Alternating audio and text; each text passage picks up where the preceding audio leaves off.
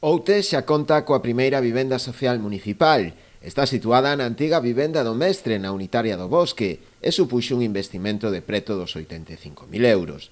Segundo explicou o alcalde Manolo González, con esta nova infraestructura municipal, o Concello cumpre un dobre obxectivo. Pois a nosa intención, dende que chegamos ao goberno, era justamente poñer en marcha unha política de vivenda, ainda que fora humilde, dados os recursos que temos no Concello de Outes, pero interesábanos e parecíanos que era unha demanda importante, pois poñer a disposición espazos, ademais, municipais para vivendas de alugueiro social para aquelas familias que o necesiten.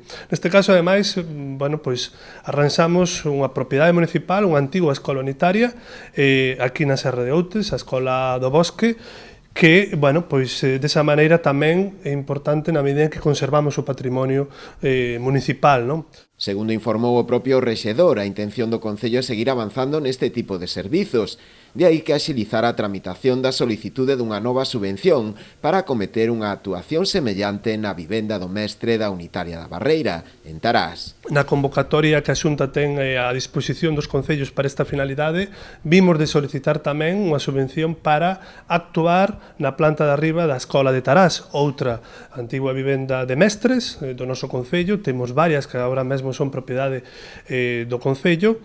Esta vivenda, neste caso de Tarás, fora obxecto dunha actuación na planta baixa para local de uso e disfrute dos veciños, xa está rematada esa obra, e agora o que imos a facer, se finalmente o Concello resulta beneficiario desa subvención, que agardamos que sí, é adaptar a primeira planta tamén para a segunda vivenda de alugueiro social. A par dos traballos de rehabilitación da vivenda en cuestión, o goberno outense procedeu tamén á aprobación da ordenanza que regulará as condicións de uso da mesma, que se dará de xeito temporal e cuns requisitos mínimos.